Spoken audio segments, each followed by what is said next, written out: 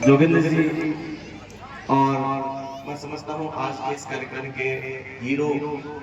आप ही के गांव की स्मृति से निकले। और इस वक्त आप सभी और खासतौर से बच्चों के लिए हीरो के रूप में, बच्चों के लिए मैं समझता हूँ कि आगे जाके मॉडल के रूप में अगर कोई है तो इस वक्त भाई गिरवर सिंह जी हमारे बीच में उपस्थित हैं। गांव से पधारे सभी महानुभाव, इस विद्यालय की मैनेजमेंट कमेटी के मेंबर्स, सभी टीचर्स और प्यारे बच्चों, देखिए जाजोर गांव में जिस तरीके से लगातार एजुकेशनल इवेंट हो रहे हैं, अभी पिछले कुछ दिनों पहले अकरम भाई ने एक इवेंट किया था। हालांकि राजस्थान से बाहर होने की वजह से आ नहीं पाया था उस समय, लेकिन मुबारक भाई के बोलता राजस्थान के माध्यम से उसको लाइव देखा था मैंने पूरा। और आज भाई अजीज ने ये प्रोग्राम किया है। ऐसे प्रोग्राम जब किसी जगह पे होते हैं, किसी गांव में होते हैं, तो निश्चित तौर पे समझिए कि वहां से इन नन्हे मुन्ने बच्चों में एक नई तरीके की उम्मीद जगती है, नए तरीके के सपने पलते हैं, और वहां से उन परिणामों के जो रिजल्ट दूरगामी निकलते हैं वो निश्चित तौर पर ऐसे निकलते हैं जिस तरीके से इस मंच पर एक व्यक्ति यहाँ पे है और जो राजस्थान की सबसे ऊंची सर्विसेज में सेलेक्ट होके भविष्य का आरपीएस आप सबके बीच मौजूद है। और उम्मीद हम सब यही करते हैं कि ऐसे ही इन नन्हे मुन्ने बच्चों में भविष्य की कोई एसडीएम, कोई आरपीएस, कोई कलेक्टर या कुछ ऐसे आगे जाके निकले। देखिए जाजोर की जमीन पे आके बोलना मेरे लिए ठीक वैसा ही है जैसे घर में आके घर वालों से बात करना, क्योंकि यहाँ भोपाड़ा में और कल्याणी में खूब क्रिकेट खेला है, खूब बचपन बीता है यहाँ पे इन गलियों में, तो एकदम घर जैसा लगता है सब जब अपने ही लोगों के बीच में बात करनी होती है। इस पूरे प्रोग्राम में बस एक बात करने की मेरी इच्छा थी कि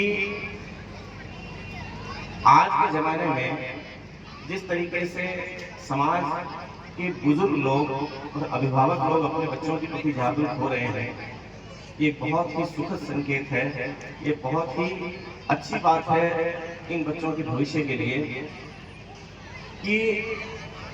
जिस तरीके से पिछले 10-15 सालों में पूरा माहौल बदला है। और इस सोसाइटी के खासतौर से मैं मुस्लिम समाज की बात करना चाहता हूँ,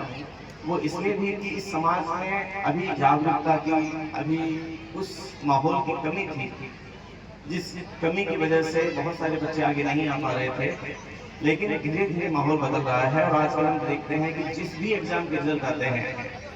इस सोसाइटी के भी बच्चे निकल कर आगे आ रहे हैं।